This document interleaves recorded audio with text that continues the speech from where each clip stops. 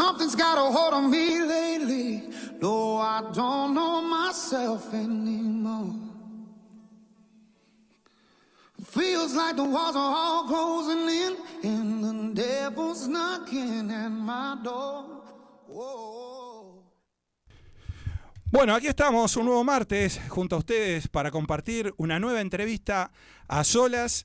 Hoy nos visita alguien que también hace un tiempo queríamos charlar con él porque viene de escribir un libro exitosísimo, este último, pero bueno, es un escritor hace mucho tiempo. Es periodista, investigador, además especialista en asuntos internacionales, bueno, en historia diplomática, ha trabajado en El Observador, ha trabajado en Últimas Noticias, y es un placer entonces recibirlo en A Solas a Martín Natalevich. ¿Cómo estás, Natalevich, perdón. ¿Cómo estás, Martín? ¿Qué tal, Javier? Muchas gracias por la invitación. No sé si le erra, no fui el primero en errarle el apellido. No, ya le han van errado unos cuantos, bueno, pero está bien. Dejo esa posibilidad porque, bueno, puede ser un apellido complicado. Está bien, pero aparte uno lo pronuncia. Está eso también, viste, que muchas veces sí, que lo esté pronunciando bien porque también te va quedando grabado un error en el apellido y luego cambiarlo, y ahí se complica, imagino, un poco más, ¿no? Exactamente. ¿Qué pasaba en la época licial con eso? Los profesores, viste, que son muy de errarle. Los Sí, profesores. y había que invocarle también al acento. Es Natalevich, es Natalevich, Eso es es Natalevich, cierto. ¿no? Había que invocarle un poco a eso, pero bueno, ya de a poquito. Digo, estoy acostumbrado, a lidiar con eso, pero sí, hacer un apellido de origen ucraniano. Ucraniano. Y que yo me imagino que no siempre se escribió como me enseñaron a escribirlo a mí, ¿no? Sí. Capaz que en algún momento tuvo una W, una I, una C. Es verdad, Z una por variación ahí. en la marcha. Pero bueno, sí, hemos convivido con eso. Bueno, perfecto. Bueno, pero ya ahora sí, Natalevich es el apellido y después él dirá lo del tilde, lo del acento, es otra historia. Bueno, ¿de qué vamos a hablar? Vamos a hablar de esta petrodiplomacia, por supuesto, pero esto en minutos nomás. ¿Pero por qué? Porque esto es un éxito impresionante, tiene una actualidad fantástica y, bueno, estábamos hablando un poco fuera de micrófono, que has tenido una gira de prensa, de medios importante y bueno, no es para menos, imagino, ¿no? Con todo lo que ha acontecido y sigue aconteciendo en Venezuela, precisamente, ¿no? Sí, por suerte sí, fue una gira mediática intensa y yo agradecido obviamente por la posibilidad de difundir el libro y difundir un poco el trabajo que hice, ¿no? A lo largo de 4 o 5 años. Disparate. Y que, como decía, sí, coincide, casualmente, coincide con la salida del libro, con el último acto eleccionario en Venezuela. Yo termino de escribir el libro en marzo, abril de este año, y en las últimas páginas ahí digo, bueno, veremos cómo el chavismo pone nuevamente toda su imaginación al servicio de un nuevo fraude.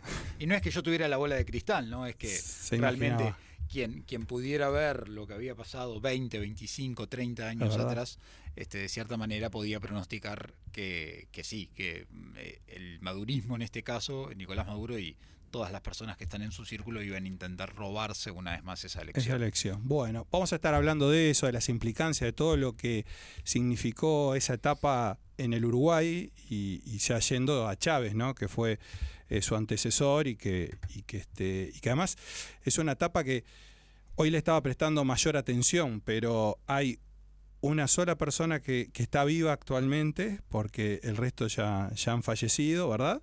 Que es el Pepe Mujica. Y que casualmente también está pasando por un estado de salud bastante complejo y de algún modo nos quedaba la imagen siempre presente de Chávez, de Valle y de Tabaré Vázquez, ¿no? Tres figuras importantes en tu libro y en la descripción de muchos hechos que has investigado. Aquellos que no te conocen, Martín, a mí me gusta empezar arrancando por ahí.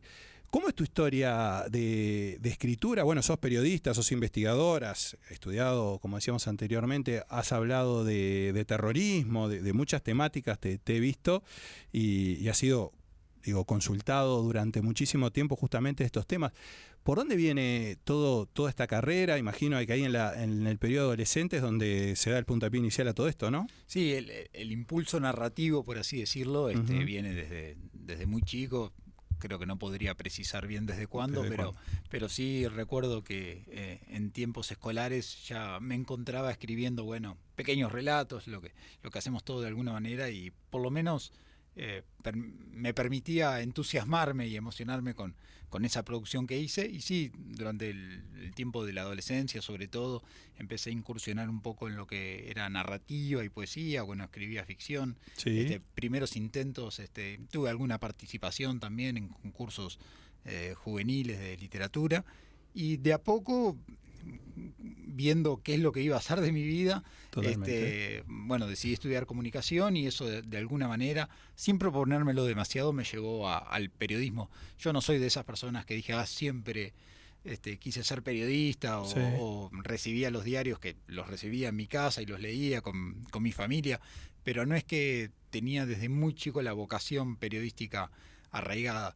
Pero al ingresar, después de algunos años que estudié literatura, y al ingresar en la carrera de comunicación social, sí me di cuenta en algún momento de que el periodismo, y sobre todo el periodismo escrito, era aquella cosa que a mí más me entusiasmaba y más me llamaba. Y así fue que inicié, entre estudios y vida laboral. Digo, yo estando en la carrera empecé a trabajar en Últimas Noticias, diario que ya no existe, sí, como decías. Unos cuantos años. Y bueno, y ahí empecé a escribir sobre periodismo político y sobre temas sociales, ¿no? Digo, que constituía mi trabajo la escritura. Y bueno, y en algún momento sí, me empecé a formar mucho más, y a partir de las propias lecturas que yo hacía, de lo que era el periodismo de investigación o periodismo narrativo, ¿no? Personas que básicamente se dediquen a hacer investigaciones de largo plazo, con un horizonte lejano, y bueno, y transformar eso en una historia que seduzca desde el punto de vista narrativo, ¿no? Que tenga la capacidad de ir tirando anzuelos y valiéndose, sí, de los recursos de la literatura, poder enhebrar una historia que sea atractiva para alguien. Y decime, toda la parte esta que te escuchaba hablar, porque ahora nos vamos a ir metiendo de a poco en los últimos, o en los dos libros más actuales, y en los que han tenido realmente un impacto, no porque los otros no lo hayan tenido, pero por la actualidad, o por ser más de estos años, todo eso, todo lo que has charlado del terrorismo, lo que has explicado, porque te han invitado a columnas, ¿verdad? Has participado en tertulias, en charlas. ¿Eso es una curiosidad que se fue sumando a partir de algo en particular, algo especial, o propio, digamos, de lo que venías estudiando, lo que venías investigando? Ahora, a mí siempre me interesaron mucho los temas internacionales, me interesó mucho la historia, y en determinado momento empecé a sentir un interés muy particular por lo que sucedía en el Medio Oriente, ¿no?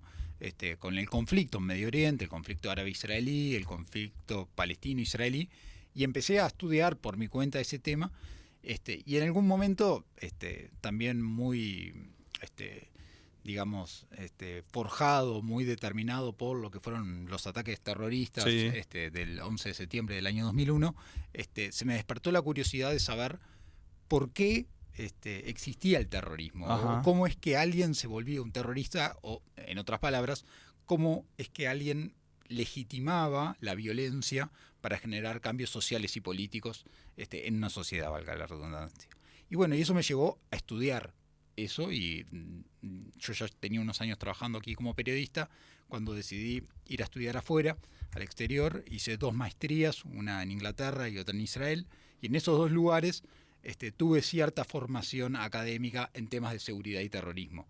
Y bueno, y ahí aprendí, hice algunos cursos sobre radicalización, aprendí cómo es el camino, cómo son las determinantes que hacen que alguien se convierta en un terrorista, cómo es que cómo es que alguien adopta el extremismo y lo justifica, ¿no? Y bueno, estudié eso, entre otras muchas cosas, pero esas 2 maestrías me ayudaron a meterme en ese tema, y es por eso que digamos, al formarme en un asunto en el que por lo menos los civiles, no estoy hablando de los militares, sin duda, o los policías, no tenían demasiada palabra en un país como el Uruguay, sí empecé a ser consultado por esos temas en función de esa formación que había obtenido. Hay algunos otros colegas también que se han agregado y que han generado, aunque sea un poco más de pensamiento desde la sociedad civil acerca de estos temas. Sí, sobre todo traducirlos al español, digo yo, ¿no? Porque muchas veces uno lo que siente es que lo ve tan lejano como los propios países, ¿no? Para poder entender qué es lo que está pasando o por qué pasa lo que pasa,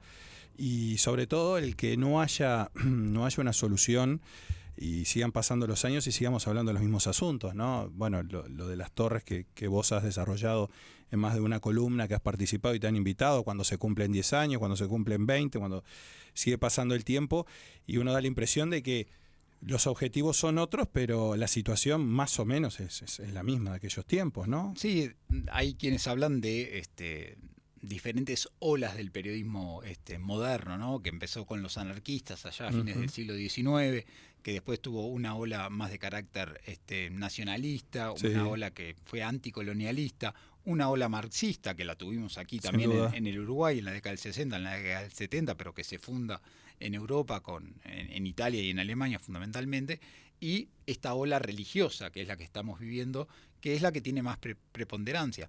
Pero en sí mismo, como tú decías, Javier, estamos hablando siempre de una matriz común, ¿no? Estamos hablando de personas que autoperciben una situación de injusticia, que tienen una alta frustración y que quieren generar cambios, y que entienden que la mejor forma de generar esos cambios políticos y sociales son utilizando la violencia, son utilizando un método, el método del terror, ¿no? Que en realidad, si uno lo ve a lo largo de los años y si lo estudia, ha sido bastante ineficiente. O sea, nunca ha logrado, no hay muchos casos exitosos en que hayan cumplido sus objetivos. Entonces, la pregunta también es, ¿por qué lo siguen utilizando, ¿no? Pero más allá de esas valoraciones, sí, hay una matriz común, y es un tema súper interesante, sobre todo cuando hablamos de por qué alguien, un individuo como vos o yo, porque uno muchas veces tiene el preconcepto, ¿no? El terrorista es un loquito suelto que agarran ahí, que le meten cosas en la cabeza y lo adoctrinan. No, en Inglaterra sobre todo, muchos radicalizados salieron de universidades hiperprestigiosas y estábamos hablando de una clase media. Claro. Ni siquiera estamos hablando de todos los casos de componentes estructurales. Sin duda. Entonces, ahí hay elementos bien interesantes, y bueno, fue un tema que en su momento estudié en profundidad y que en algún momento también me gustaría retomar. Aprovecho a consultarte. El martes pasado tuvimos a Jorge Bafico acá en A Solas, y él nos decía, entre otras cosas que conversamos, por supuesto de sus libros también, él nos decía lo de los famosos lobos solitarios, ¿no?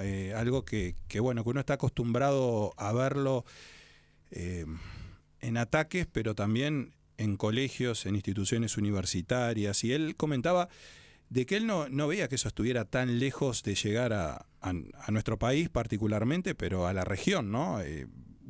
Llegaron a encontrar un chico que llevaba un arma dentro de un bolso, pero bueno, ahí ya habría que indagar un poco más el fondo de la cuestión, ¿no? Pero hablando de esos lobos solitarios y del concepto que viene en este mundo globalizado, ¿cómo lo ves vos? ¿Cómo lo percibís?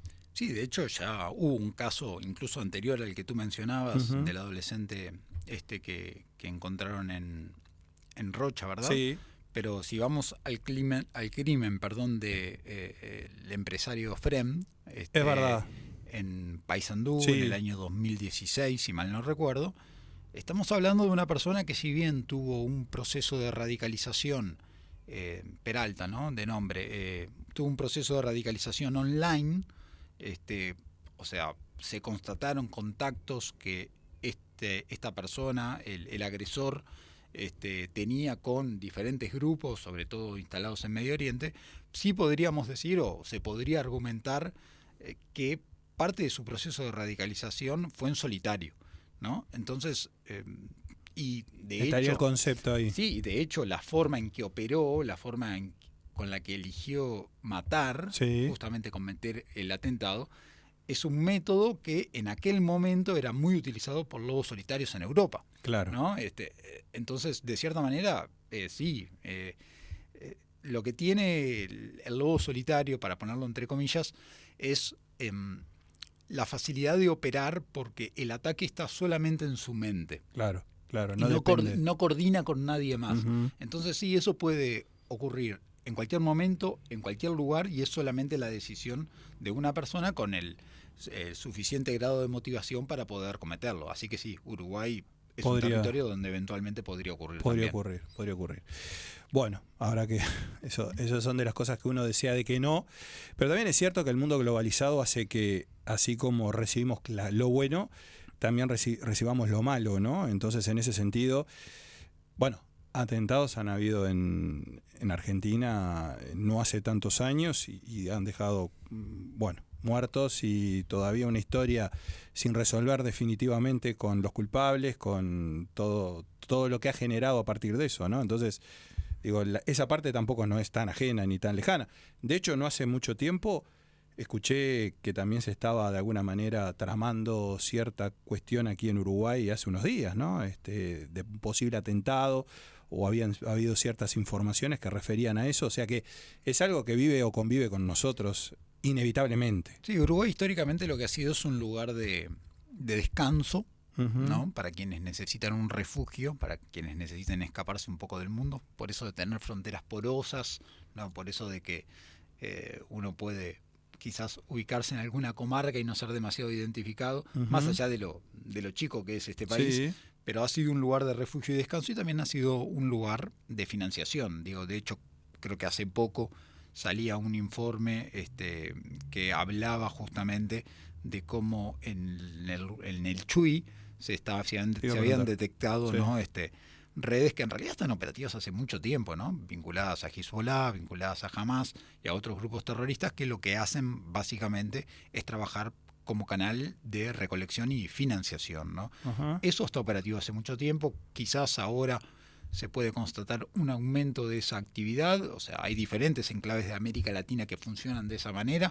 Uno, por supuesto, está en el Chuy, hay otro que podemos identificar claramente también en Rivera, Sí. en la frontera con Libramento, está Ciudad del Este y está Venezuela. Y está Venezuela, No, y que está no Venezuela. es nada menor y bueno, sobre todo es de lo que más se habla, porque yo recuerdo del Chuy particularmente se hablaba aquello del 11 de septiembre, el atentado, bueno, en esas primeras horas o en esos primeros días había un foco especialmente puesto ahí en la zona del Chuy, por sobre todo, donde se intentaba, bueno, recuerdo medios internacionales viajando al lugar como para cubrir y bueno, fue también una cuestión ahí muy difundida o pasado de voz en voz y bueno, por algunos momentos creo que fuimos, no sé, una parte del conflicto, ¿no? Sí, yo lo que recuerdo en realidad es gente celebrando. Recuerdo gente, Es verdad eso recuerdo también. imágenes de gente celebrando, es lo Es que me verdad. acuerdo. No tenía tan presente lo que tú mencionas. Pero bueno, indudablemente, sí, como tú decías, en un mundo globalizado, donde los mensajes se replican fácilmente y tienen mucha difusión, y todos podemos saber todo, o bueno, a través de redes sociales, todo lo que pasa, ¿no? Todo, ¿no? A través de redes sociales, pero hablo de eventos de magnitud o de importancia, no es difícil procurar copiar a partir de los ejemplos que llegan con muchísima rapidez, de la que llegaron en algún otro momento, y el terrorismo en realidad es básicamente eso, es un ejercicio de copia y de inspiración en otros para hacer lo mismo aplicada al lugar en el que esa persona está, ¿no? Totalmente. Bueno, me gustó esta introducción y sobre todo para charlar un poco también de uno de los temas que sueles o te suelen consultar o de los cuales suelen hablar. Decíamos que nos íbamos a enfocar en este último libro, en Petrodiplomacia, pero no quiero olvidar un gran libro que es Luis Almagro no pide perdón. Yo recuerdo cuando lo vi, también era un momento, cuando vos sacás ese libro, también era un momento donde había una gran discusión en torno a esta temática, sobre todo por el cambio del propio Luis Almagro, ¿no? Lo que era el Luis Almagro que de un inicio creo yo que la gran mayoría conocimos, porque después fuimos descubriendo alguna cosa más a través del libro, lo que de cuál era su venía del Partido Nacional, digamos, no tenía que ver mucho con el Frente Amplio y cómo se va posicionando y ubicando.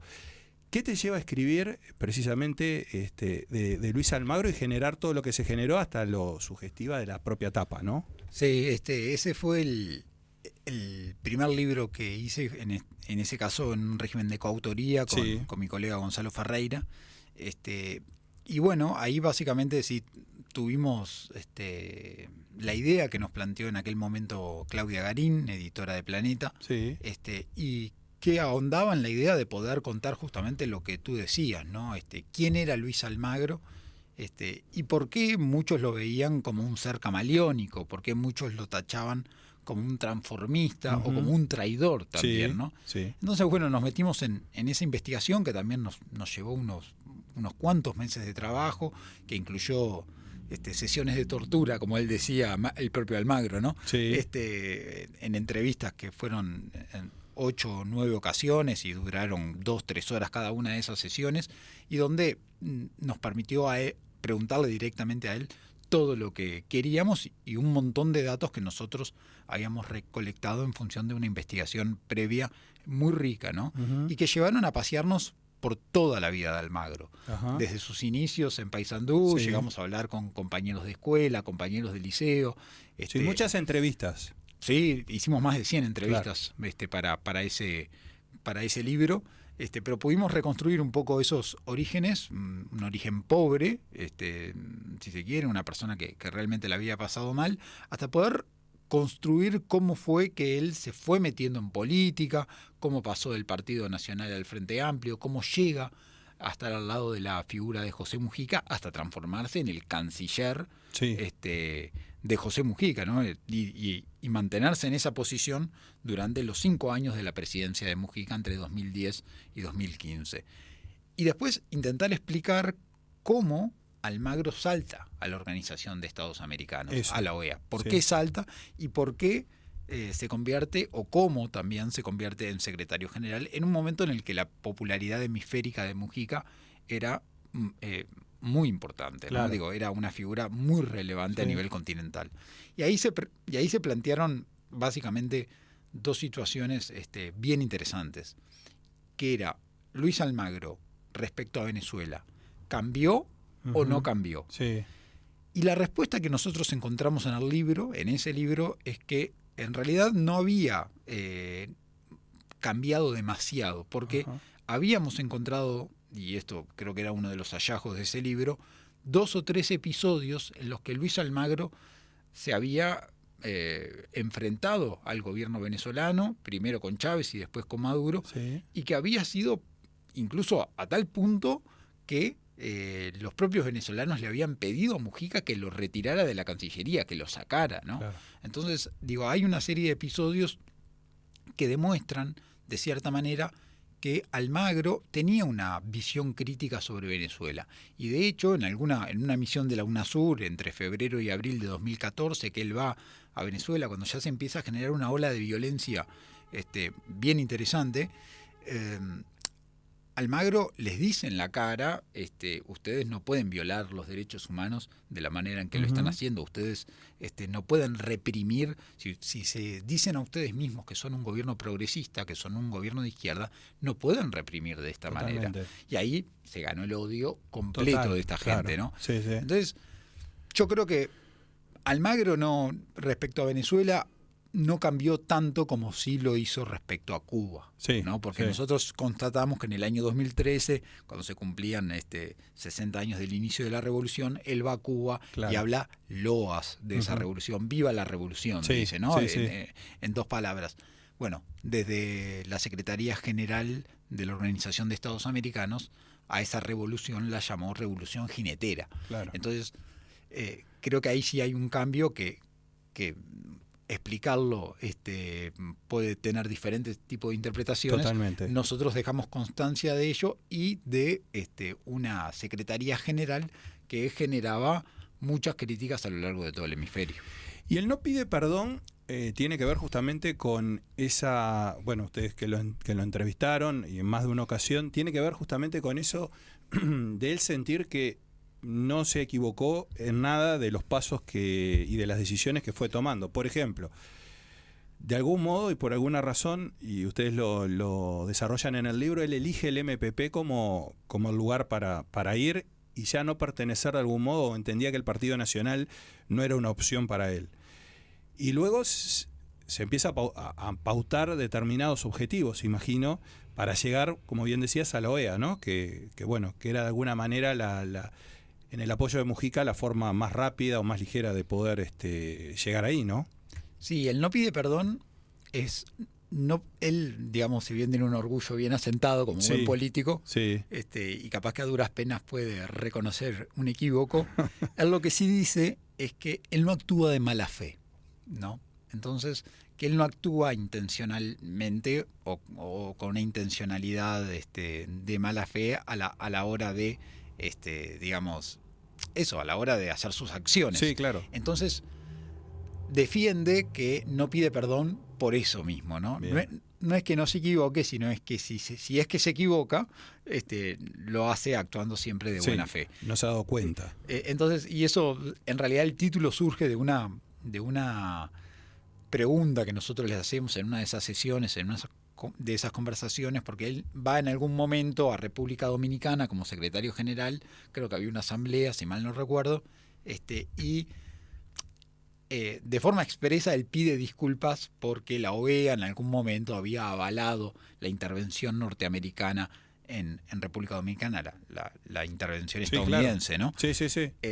Y él pide disculpas de cierta manera, y él nos dice, no, yo no pedí disculpas, yo no pido perdón, nos dice. Bien. Y ahí en la repregunta le decimos, ¿por qué no pedís perdón? Sale el título. Y de ahí sale el título, que era jugar mucho también con esa idea del hombre que va forjando su destino y cambiando a medida que lo hace, ¿no? Totalmente. Pero sí, a ver, él es una persona, es un estratega, ¿no? Ajá. Nosotros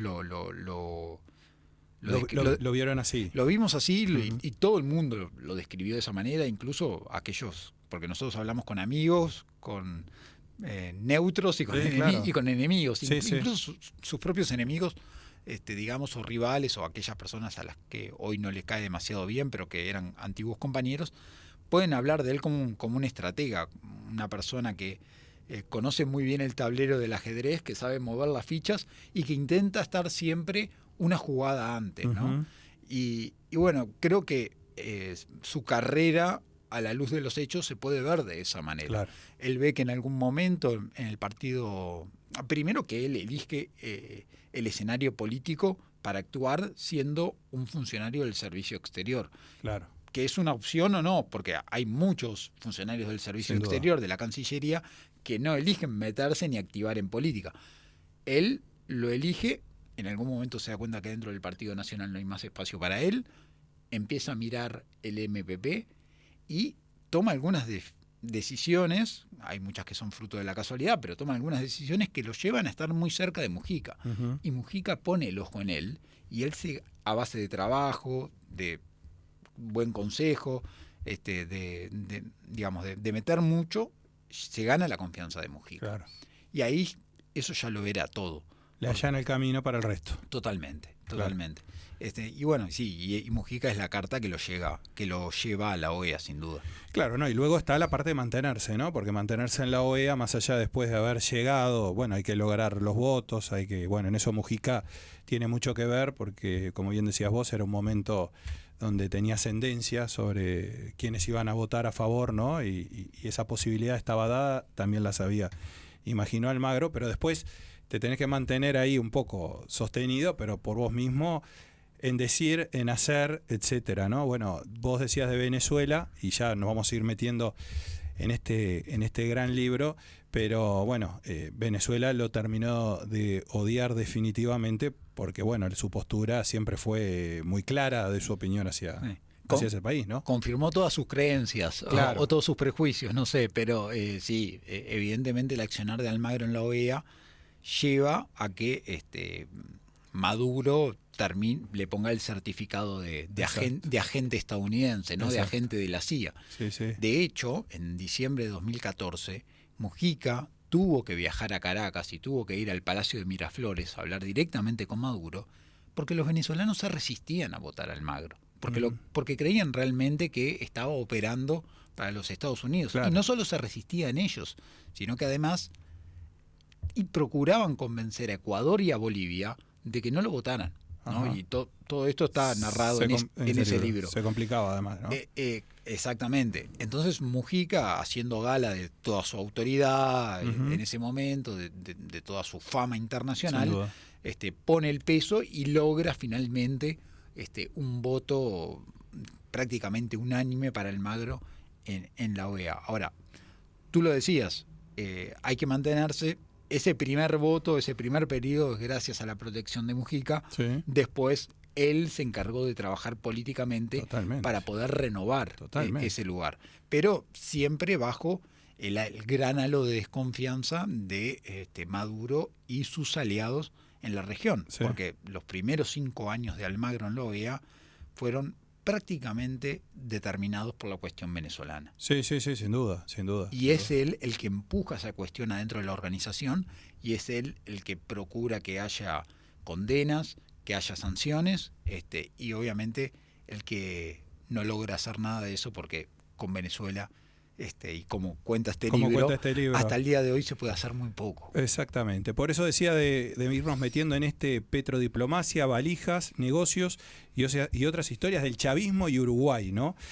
Bueno, es un libro, yo debo decir que cuando lo estaba leyendo al inicio, digo, Martín tiene que tener una gran energía para sostener y no tener miedo, ¿no?, para escribir este libro. Porque este libro tiene la intención de destapar un montón de entramados, de negocios, de situaciones donde está la política involucrada. Donde hay política involucrada, hay poder y hay personas que no les interesa, imagino, que todo este tipo de cosas salgan al uso, sobre todo que las personas empiecen a razonar y a vincular detalles o cuestiones que digan, sí, pero tal cosa o tal otra. ¿Qué te pasó a vos? O sea, ¿qué pasó con la familia? ¿Qué pasó con los amigos? ¿Qué te decían cuando comentabas, voy a sacar este libro? La verdad, Javier, trabajé mucho tiempo en reserva. Bien. Trabajé mucho tiempo prácticamente sin que nadie supiera qué es lo que yo estaba haciendo, y cuando te digo prácticamente nadie, te hablo incluso de mi círculo más cercano. Uh-huh. De a poco fui contando lo que estaba haciendo, pero tampoco daba demasiadas claves o demasiadas pistas sí. de la peligrosidad, entre comillas, sin duda, que podía acarrear. Y bueno, me podrás decir, sos un inconsciente, puede ser. Pero bueno, no, en realidad sí, yo trabajé con mucha reserva durante mucho tiempo y tomé muchos recaudos justamente para que no se filtrara qué es lo que estaba haciendo. Pero bueno, obviamente, en la medida en que uno avanza en la investigación y va ingresando en los pequeños círculos, la bola se empieza a correr, y muchas de esas personas con las que yo hablaba, más allá de que muchas de esas personas me pedían reserva a mí para hablar conmigo, obviamente, muchos otros podían comentar con otras personas que, fulanito está investigando esto, ¿no? Uh-huh. Pero bueno, yo con mi familia sí fui hablando, de a poco, hubo preguntas, en algún momento hubo preguntas, pero esto no es peligroso, claro. ¿Qué pasa con esto? ¿No te vas a meter en un lío? Uh-huh. Sí, las preguntas estuvieron. Yo la verdad nunca tuve demasiado temor. Lo que yo cuento ahí, todo lo que yo cuento ahí, lo puedo probar, es verificable, y creo que logré, si hay esto lo dirán los lectores, ¿no? Sí. Pero si hay un mérito que el libro puede tener, es que es un trabajo muy detallado, muy documentado. Entonces, en la medida en que uno cuenta una historia, que muchas veces puede ser hasta una historia fantástica, una historia que pueda sorprender a muchos, pero provee los detalles, y es hasta demasiado exhaustivo, en algún punto obstinadamente exhaustivo, o que llega a un nivel neurótico, ¿no? De poder de contar un mínimo detalle de algo para hacer creíble y verosímil el relato. Creo que en ese sentido hace que el libro no despierte dudas, o no deje dudas, o no haya quien pueda venir a decirme, esto que vos contás no es cierto o nunca sucedió, ¿no? Exacto. Más allá de que siempre pueden haber intentos, sobre todo políticos, por desacreditar algo que uno está contando. Pero bueno, pero para resumir, en algún momento me metí en el baile, y cuando ya estaba avanzado, iba a seguir, y tomé los cuidados de que todo lo que contara yo lo pudiera defender. Este libro, hablábamos un poco fuera del aire, este libro coincide en su salida, ¿verdad?, con todo el proceso eleccionario de Venezuela. Esa parte es elegida, vos estuviste 4 años, decías, de alguna manera investigando y trabajando sobre este libro, y coincide un poco lo que es precisamente, y lo hablamos al inicio, el proceso eleccionario complicadísimo de Venezuela, y ahí sale el libro, ¿no? Entonces eso, ¿qué idea tenías? Si es que había alguna idea con respecto a la fecha. En realidad no. Uh-huh. En algún momento cuando yo pensé que ya iba a poder terminar el libro, que fue un proceso larguísimo, Javier, o sea, en realidad yo te hablo de 4 o 5 años desde el momento en que tomé la decisión de escribir el libro, pero algunas de las historias que yo cuento ahí, Sí. sobre todo la primera, la que se cuenta en el primer capítulo, en los primeros capítulos, yo había tomado contacto con esa historia en 2016, o sea, ya hacía 8 años, Uh-huh. ¿no? Y todo eso lo mantuve, ahí lo guardé, Claro. hasta que fuera el momento necesario de abrir el tupper. Claro, trabajabas la idea, pero en suspenso para ver qué pasaba. Exacto, pero fue un proceso larguísimo. Y bueno, básicamente empecé a trabajar cuando terminé el libro de Almagro. Creo retomé el trabajo, empecé a trabajar en este libro por ahí en diciembre de 2020, enero de 2021, y el sprint final fue el último año y medio. Y yo termino de escribir el libro entre febrero y marzo de este año, Sí. ¿no? Luego de vertiginosos meses de escritura. Y ahí, bueno, me junto con la editorial y empezamos a hablar de, bueno, cuándo podíamos tener la versión definitiva, está el ida y vuelta, Sí, claro. hay un O sea, largo hay un proceso tiempo. editorial, Sí, ¿no? exacto. Y en algún momento, en alguna de esas reuniones, nos dimos cuenta que iba a salir muy pegado al nuevo proceso eleccionario venezolano. Totalmente. Pero no fue buscado. O sea, Ajá. realmente no lo busqué nunca. Sí digo, desde el punto de vista marketinero, vino Era muy bien. interesante, claro que sí. Vino muy bien porque en realidad muchas de las cosas que sucedieron ahora están los antecedentes Ya habían sucedido. y se cuentan en este libro, pero nunca fue un objetivo, sí, tengo que ser sincero. Y la necesidad de escribir este libro, vos decías 2016, ahí había una idea, pero bueno, seguramente era de un puntilleo, nada muy profundo. La necesidad de decir, bueno, tiene que haber un libro que describa, que hable de todo ese dinero, del petróleo, de todo lo que se fue generando en función de Chávez. ¿No había libros que tratasen específicamente esto? ¿Qué fue lo que te fue movilizando para hacerlo, en definitiva, ¿no? Había un vacío en la literatura, o sea, un libro como este no estaba escrito. Sí, obviamente estaba el trabajo de muchísimos colegas que durante muchísimo tiempo habían hecho cobertura sobre estos temas, pero que obviamente estaban desperdigados en los archivos de medios de prensa de muchos lugares. Y yo entendí en algún momento de que toda esta historia de Uruguay y Venezuela en la era del chavismo, Sí. merecía ser contada en una única unidad, ¿no? En un libro que pudiera traer perspectiva y contexto y obviamente nuevas historias sobre lo que era esa relación tan particular.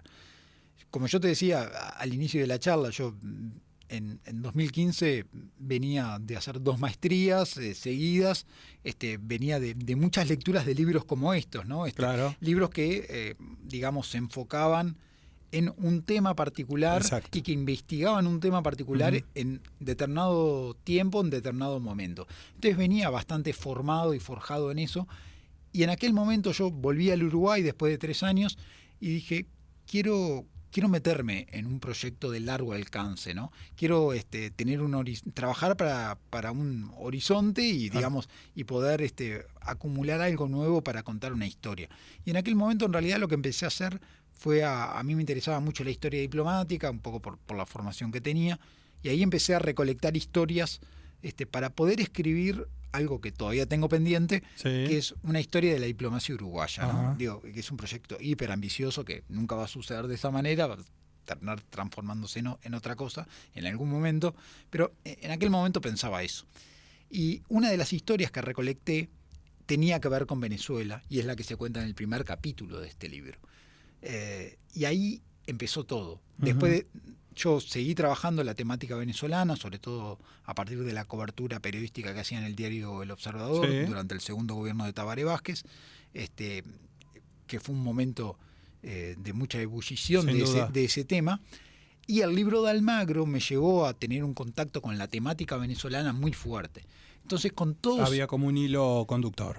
con todos esos condimentos ahí en la mesa, yo sobre fines de 2020 vuelvo a aquella historia que había encontrado en 2016 y digo, pero esto puede ser un libro, o este puede ser el inicio de un libro. Y ahí me metí de lleno a investigar, primero durante 2-3 años, y luego a escribir lo que hoy es Petrodiplomacia. Petrodiplomacia. Todo arranca en Chávez, ¿no? Esa persona pintoresca inicialmente, hasta, no sé, hasta bien visto. Yo creo que un poco de alguna manera lo veíamos y decíamos, bueno, este hombre, ¿no? Muy campechano, muy cercano a Uruguay también, ¿no? Más allá de que había un gobierno de Jorge Valle con quien estaban las antípodas, ¿no? Del pensamiento. Pero, ¿por qué a Chávez le interesa particularmente Uruguay? ¿O por qué Chávez se interesa particularmente en Uruguay? Yo no sé si hay un interés particular por el Uruguay, sino que Chávez tenía un interés de ser la persona que reemplazara o sustituyera a Fidel Castro como el alma progresista de América Latina, ¿no? Sí. Como él quería ser esa gran figura que pudiera generar inspiración en diferentes países y que pudiera de cierta manera comandar la conversación política en el hemisferio respecto a los temas que importaban finalmente. Y bueno, es así que él ya muy temprano, en el año 1994, cuando sale de la cárcel, él había estado 2 años en prisión debido a un intento de golpe de Estado, ¿no? Siendo militar, sale, se decanta por la vía democrática, sigue pensando en cambiar la sociedad, pero ya no a través de las armas, sino a partir del voto, y de la manera legal y legítima. Y ahí ya hace un primer viaje que, entre otros lugares, lo lleva al Uruguay. Quería venir aquí a tener contactos políticos, quería conocer al general Seregni, que no lo recibe, quería conocer al presidente Sanguinetti, quería conocer la experiencia uruguaya en materia de cooperativas de vivienda, quería interiorizarse sobre cómo funcionaba la seguridad social en Uruguay. Había diferentes elementos que lo atraían del país y por eso tuvo una visita fugaz por Montevideo, en un viaje que en realidad tocó otras capitales, Buenos Aires, Santiago. Antes había estado en Colombia y en Panamá, luego viajó a La Habana en diciembre, y ahí vemos un Chávez que empieza a hacerse idea de la necesidad de generar diferentes vínculos y contactos en todo el continente.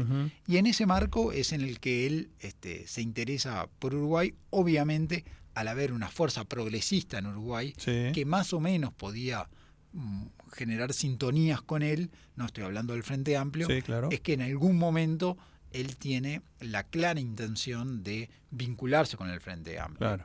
No siempre tuvo éxito en esa tarea. Totalmente. Bueno, vos lo decías, Seregni, para empezar, no lo recibe. Seregni, que era un visionario, ya lo veía Chávez como, porque bueno, él venía a conocer un militar, quería conocer a Aníbal Seregni, a su figura, a todo lo que significaba dentro del Frente Amplio también, ¿no? Y el hecho de no ser recibido, eso tiene que haber sido fuerte para un Chávez que venía, yo creo que jugado a que sí, eso iba a suceder, ¿no? Sí, a él, estando en prisión, le habían recomendado hablar con este militar demócrata, que de cierta manera había estado en el exilio, ¿no? Durante la dictadura. Y él viene en busca de ese encuentro, pero las convicciones democráticas de Seregni hicieron imposible que eso sucediera. Más allá de que estaban en ese momento estaba en campaña electoral, este año, estamos hablando de octubre del año 94, ¿no? Y que algún titular, sobre todo el del diario El País, decía que el militar, Chávez, el militar golpista, no convenía, venezolano, venía a reunirse con Seregni. Todo eso era verdad y capaz que no podía favorecer demasiado un encuentro darle publicidad a un encuentro entre Seregni y Chávez. Pero más allá de eso, para Seregni reunirse con un militar golpista, reunirse con una persona que lo hacía acordar a lo que había sucedido en el Uruguay, no era posible y no estaba dentro de su consideración. Y por eso decide no verlo y manda a Jerónimo Cardoso. Bien. Recordemos que el proceso ya con Chávez presidente, ¿no? Lo encuentra a Valle como presidente en Uruguay. Con quien hay un dato que es increíble, anecdótico y hasta pintoresco y gracioso, que Valle veía a lo presidente, ¿no?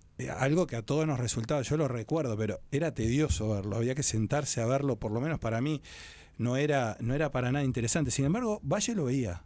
No, es martirio, ¿no? Era martirio, ¿no? Verlo.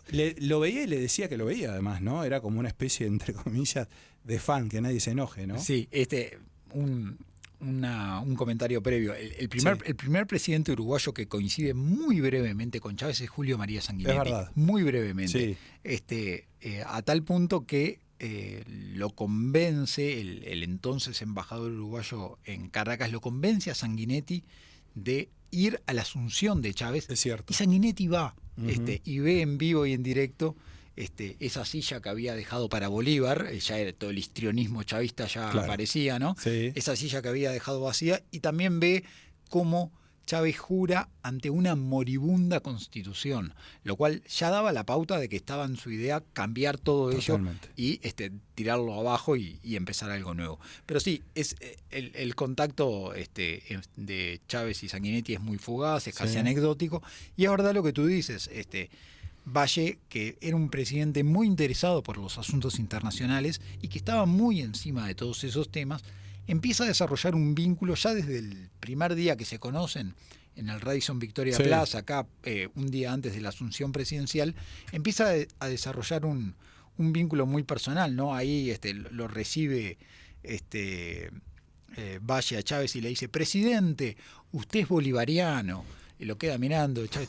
Yo soy mirandino, le dice, ¿no? Sí. Y el otro, bueno, ¿con qué me va a salir? Sí. Pero básicamente Valle rema muy bien Sí, claro. esa situación y le demuestra un gran conocimiento de Francisco de Miranda y de la historia venezolana. Digo, una persona muy culta que leía muchísimo y que tenía mucho conocimiento de la historia latinoamericana. Pero más allá de que estuvieran en las antípodas, como tú decías, desde el punto de vista político, desde el punto de vista ideológico, era notorio que eran dos presidentes que se llevaban bien, Uh-huh. que tenían un trato personal y que incluso podían tener un canal directo de comunicación. Y Valle todos los domingos, religiosamente, supongo yo, antes de almorzar, se sentaba, ponía, y no sé si miraba las 4 horas de ese Sí. desfile que era lo presidente, ese Terrible, unipersonal terrible. irresistible, Terrible. pero el hombre lo veía y después se lo comentaba, ¿no? Y Sí. le decía: presidente, lo vi y usted dijo esto, y presidente, qué bien que canta, porque a veces Claro. Chávez Sí, se le daba sí, por sí, cantar, tenía. pero qué bien que Era canta, todo le un show. decía. Entonces, yo creo que ese elemento hacía de que, más allá de toda la tirantez política y de que ese vínculo estaba condenado y jamás iba a poder avanzar un solo milímetro, se distendían con esas bromas y Sí. con esas cositas que se iban diciendo. Claro, sí. Ahí también empiezan a complicarse un poco las cosas. Valle le pide sacar un diplomático porque, bueno, ya ahí da la impresión de que empiezan a haber ciertas maniobras o movidas que tenían que ver con dinero, ¿no? Que tenían que ver, bueno, después hablaremos el tema de las valijas, las maletas, pero bueno, es el primer, esa relación también le permite hacer ese contacto, ¿no? Con él. Exactamente. Ahí es sí, un elemento muy importante de esa relación, un caso muy grave en ese gobierno Uh-huh. que jamás había sido contado, y se trata así de un teniente coronel venezolano muy cercano a Chávez, Sí. muy amigo de Chávez, tanto es así que era el hombre que le había dado la bienvenida, lo había adentrado en la vida militar cuando Chávez en la década del 70 había empezado y se había unido con el ejército venezolano. Este hombre, que se llamaba Emiro Antonio Brito Valerio, llega al Uruguay allá por el año 2000, se instala en las torres del buceo y empieza a operar, ¿no? Con credenciales diplomáticas. Uh-huh. En realidad era una persona que iba a trabajar a la Claro, embajada sí, de con todos los Venezuela. beneficios que eso significa. Exactamente. Uh-huh. Y empieza a operar acercándose a determinados grupos, a establecer determinados contactos, empieza a mover dinero, Uh-huh. ¿no? Mover dinero en el Uruguay, pero también en Argentina, Uh-huh. donde mantenía contactos con algunos grupos como Barrios de a Pie o grupos piqueteros que en aquel momento estaban en contra del gobierno de Fernando de la Rúa Sí, en las calles. Claro. Y empieza a ser un elemento sospechoso en los dos márgenes del Plata. Tanto es así que su actividad llama la atención de la inteligencia estadounidense, que a través de los vínculos y contactos naturales que puede haber, Sí, claro. le hacen saber a militares y policías que trabajan en inteligencia en Uruguay que eso estaba sucediendo, y a este hombre lo agarran infraganti, ¿no? Claro. Con los bolsos llenos de dinero. Se lo informan al presidente Valle, y Valle, así empieza el libro, Sí. dice: yo me voy a encargar de este asunto, levanta el teléfono y le dice a Hugo Chávez: Hugo querido, está este señor, está haciendo cosas que no debe en el Uruguay. Eso no puede ocurrir, así que yo te pido que tú lo saques, o si no me vas a ver obligado a declararlo persona non grata y a echarlo del país. Uh-huh. Eso obviamente estaba llamado a ser un lío mayúsculo, Claro, si sin sucedía duda, de esa sin manera. duda. Y Chávez lo entiende rápidamente, lo saca, se lo lleva a Caracas, y este hombre pasa a trabajar en la oficina de al lado de Chávez en el Palacio de Miraflores. Exacto, sí, lo que muestra que estaba avalado obviamente por Chávez, ¿no? No era que él no supiera o estuviera en desconocimiento de lo que estaba sucediendo, sino que, bueno, frente a esta situación era una decisión que no quedaba otra que tomarla, ¿no? Totalmente. Era claro que no se iba a abrir las posibilidades económicas para Uruguay mientras estuviera Valle, no había una concordancia con lo que Chávez de algún modo esperaba. Son las elecciones y asume el Frente Amplio con Tabaré Vázquez liderando como presidente. Y ahí la relación Uruguay-Venezuela cambia radicalmente, ¿no? Desde lo económico, desde los vínculos, desde, bueno, por lo pronto restablecer las relaciones con Cuba, ¿no? Que Valle las había cortado. Interrumpido, sí. Desde ese punto y desde todos los puntos la cuestión cambia radicalmente, ¿no? Y también se refleja en el libro. Sí, el cambio es notorio. El cambio es notorio de tener muchísimas dificultades para venderle quesos y lácteos a Sí. Venezuela, por ejemplo, ¿no? Durante el gobierno de Valle, se abren las puertas, ¿no?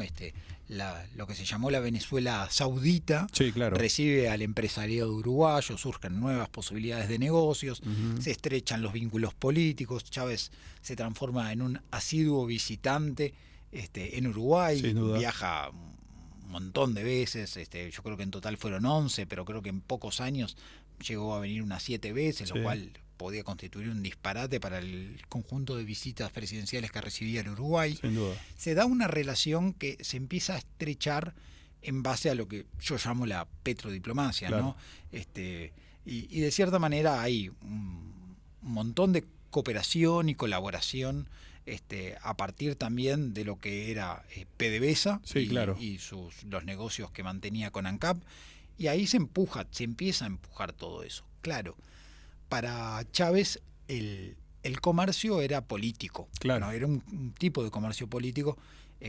Toda esa generosidad, entre comillas, era algo que de cierta manera se podía explicar si eran amigos, Claro, ¿no? claro. Si de cierta manera el Uruguay o esos gobiernos uruguayos se iban a comportar de Exacto. la manera en que Chávez esperara que lo hicieran. Totalmente. Y eso no siempre fue así. Ajá. Eso no siempre fue así, porque Tabaré Vázquez, sobre todo en su primer gobierno, exploró distintas oportunidades con los Estados Unidos, por ejemplo. Recibió a George Es W. verdad. Bush en Sí, Uruguay. sí, es cierto. Quiso hacer un TLC. Claro.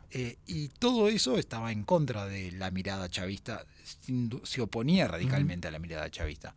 Entonces, más allá de que sí se estrecharon vínculos, sí se dio un cambio que fue notorio y que uno lo puede ver en las cifras de exportaciones uruguayas, lo que también podemos decir es que eso no siempre se acompasó políticamente. ¿Por qué? Porque a Tabaré Vázquez y a algunas de las personas que lo rodeaban le caía muy mal que Hugo Chávez se metiera o se extralimitara en los asuntos internos del Uruguay. Claro. ¿No? Todo tenía un límite. Bueno, tú quieres comandar la discusión política en el hemisferio, quieres crear organizaciones, que la UNASUR, el ALBA, etc. Sí, sí. Pero hasta acá. Notable. Pero meterse Ajá. en los asuntos de este país y procurar ingerir, Sí. sobre todo cuando estamos recibiendo a otro jefe de Estado, ya era mucho. Y creo que hay cosas ahí que molestaron profundamente a ese gobierno. Igual yo creo que al Frente Amplio le fue difícil, ¿no? Porque hay que pensar en ANCAP, PDVSA, en esa sociedad, en las estaciones en Argentina, ¿no? Que fue un negocio pésimo, creo que se terminó finalmente regalando, ¿no? Eso fue... Se vendió por unos pesos, ¿no? Por un dólar. Por $1. Exacto. Bueno. Y después, bueno, lo que ya sabemos, ¿no? Que había también un dinero que había que pagar por cada venta que se hacía, es decir, no eran tampoco ventas transparentes al 100%, había un peaje que pagar allí a los empresarios, más allá de que había un porcentaje bastante alto que se le cobraba, ¿no? A diferencia de lo que se vendía en el resto del mundo a Venezuela.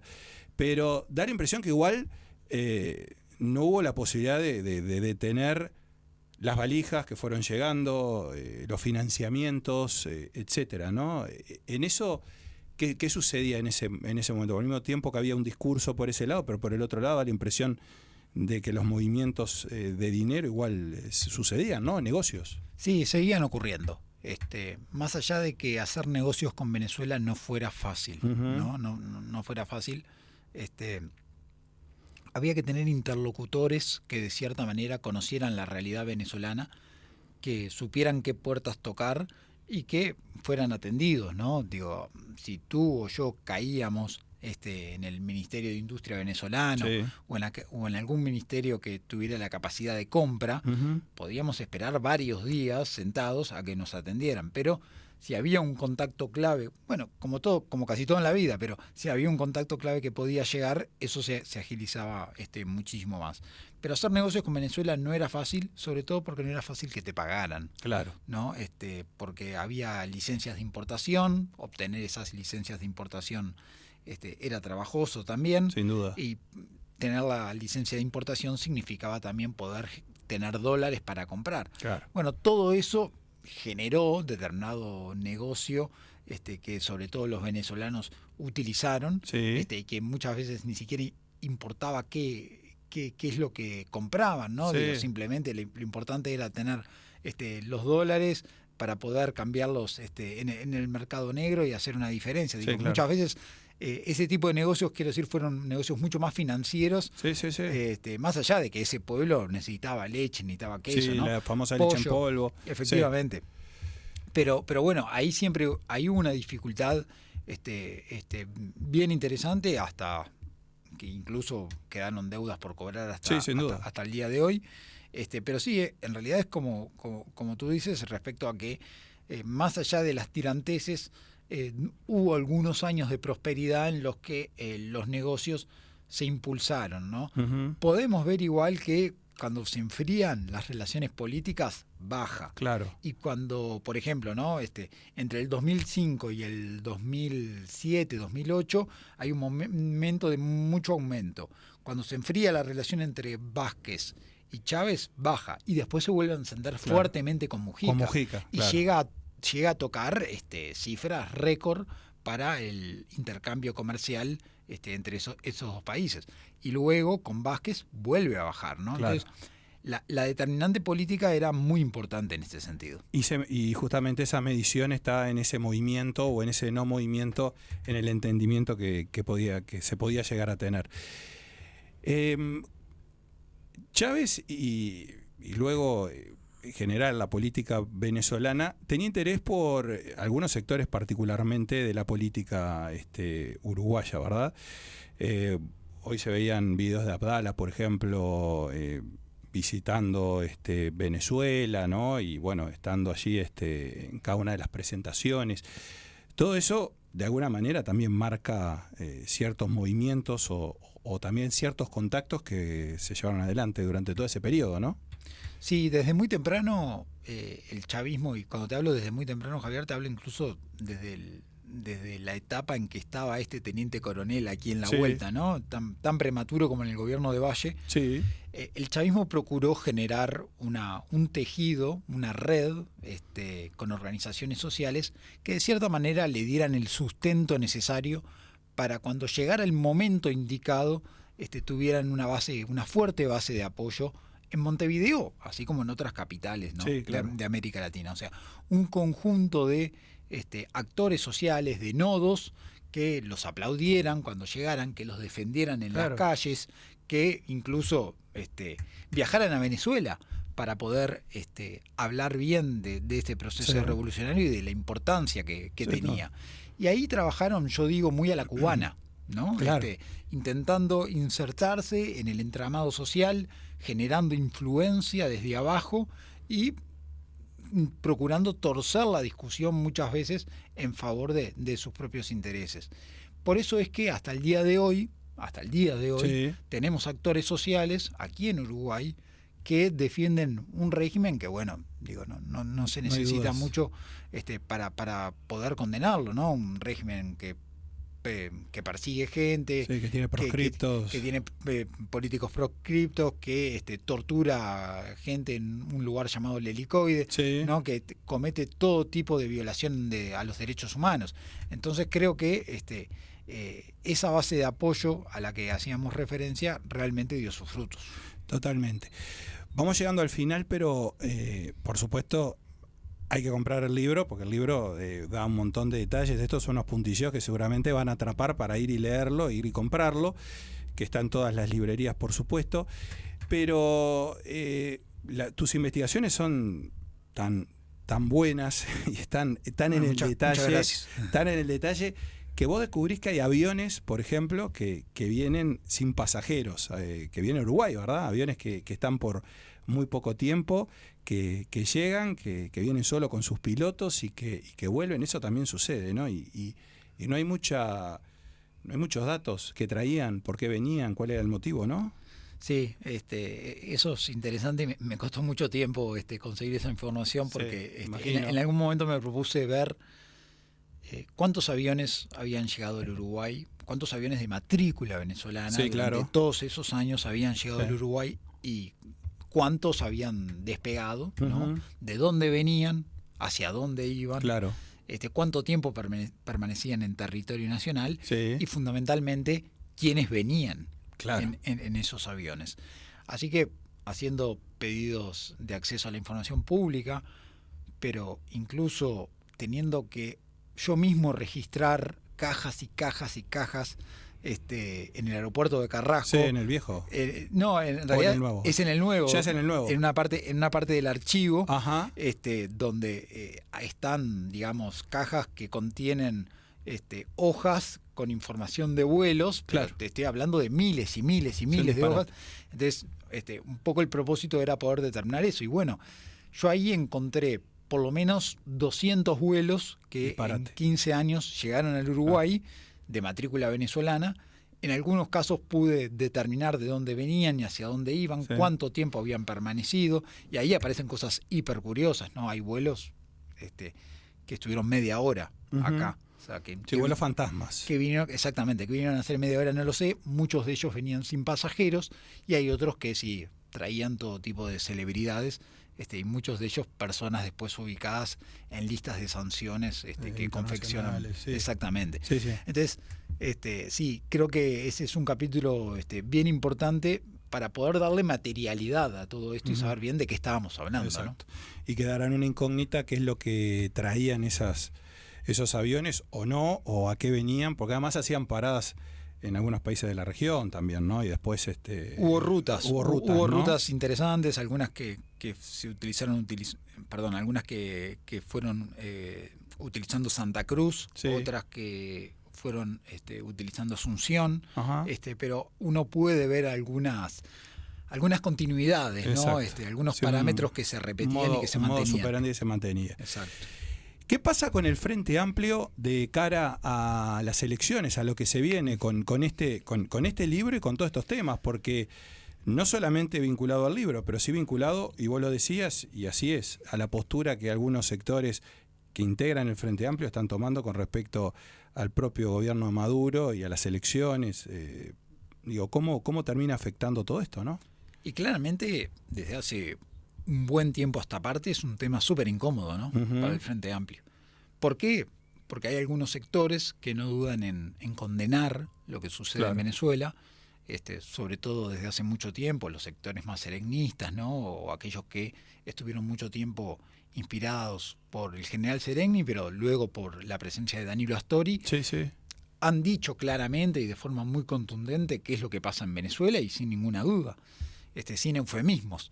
Pero hay algunos otros sectores a los cuales le cuesta mucho más, incluso otros que lisa y llanamente defienden Totalmente lo que ahí sucede. Entonces, creo que hay un primer desafío, algo que no se va a zanjar con facilidad, que es el tema a la interna del Frente Amplio, ¿no? En la medida que la situación en Venezuela siga estando igual o vaya peor, seguirá siendo un tema de agenda regional, un tema de agenda internacional, que el Frente Amplio tendrá que lidiar.